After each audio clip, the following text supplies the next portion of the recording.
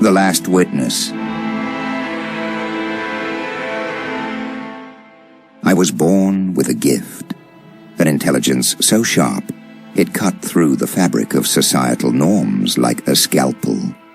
From an early age I saw humanity for what it truly was, a festering wound on the planet. They called it cynicism, nihilism, even madness. But I knew better. I was a surgeon, and the world was my patient. It needed a cure. The idea came to me on a gray, rain-soaked evening as I watched a news report about yet another war. I sat in the dim light of my laboratory, surrounded by vials of glowing liquids and the hum of machines I had built with my own hands. It was then that I realized the answer: a virus. Something beautiful in its simplicity and absolute in its effectiveness. A microscopic harbinger of salvation. Creating the virus was an act of artistry. I called it Erebus, after the primordial god of darkness. It was designed to spread effortlessly, an invisible specter moving through the air, the water, and even the touch of a hand. The symptoms would be subtle at first: a mild fever, a slight cough. By the time the true horrors began, it would already be too late. Organ failure, hemorrhaging, and finally, a death so agonizing it would serve as a poetic end to humanity's arrogance. I tested Erebus in isolation, far from prying eyes.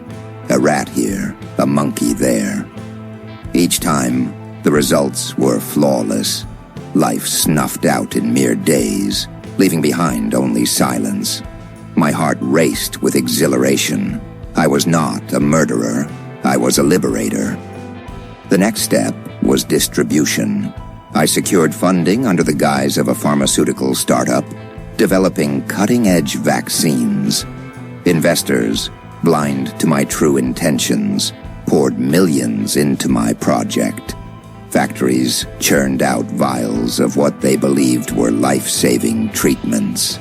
Erebus was hidden within, a Trojan horse waiting to be unleashed. The release date was chosen with precision: New Year's Eve, the perfect time when the world was distracted by celebrations.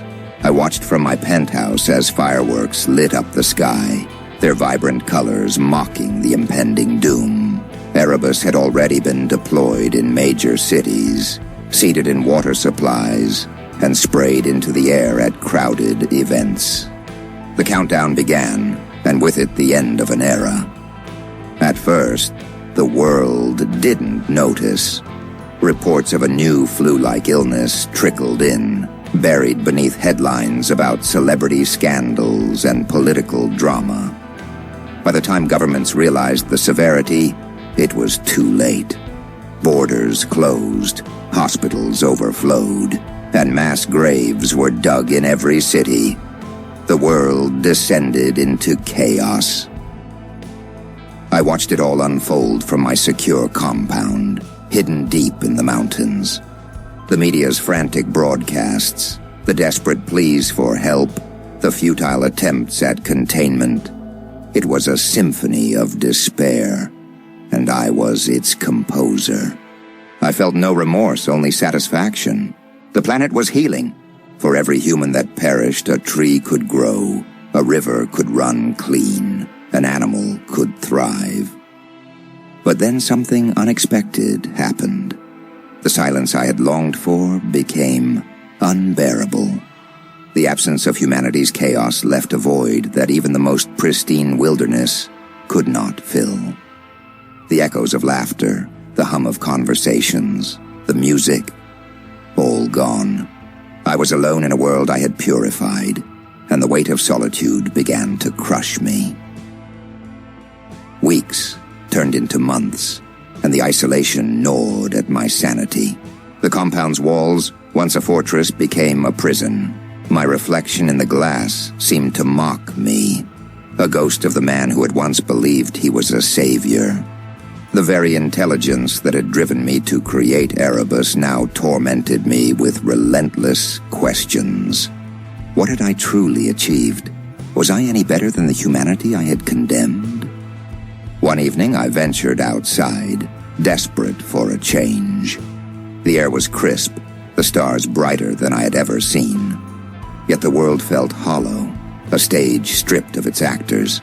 As I walked through the desolate landscape, a realization struck me.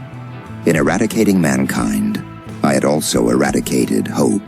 The future I had envisioned was not one of rebirth, but of perpetual emptiness. I returned to the compound and sat before my monitors, the screens filled with static. Erebus had done its job too well. Even the systems that had once connected the world were silent. I stared at the blinking cursor on my terminal, my hands trembling.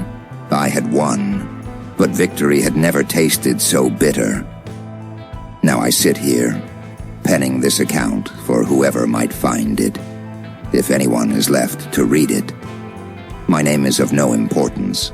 I am the architect of humanity's end, the bringer of silence. And in this silence, I have discovered the ultimate horror. A world without voices, without dreams, without life. I have become the last witness to my own folly. The surgeon who cured the patient, only to realize too late that the patient's heartbeat was the rhythm of the world itself. And now, that rhythm is gone, leaving behind only the endless, deafening quiet. If this story sent chills down your spine, don't forget to hit the like button. It helps these tales reach more brave souls like you. And if you're ready for more hair-raising horror, subscribe and turn on the bell icon. Your support keeps the darkness alive, and the stories coming.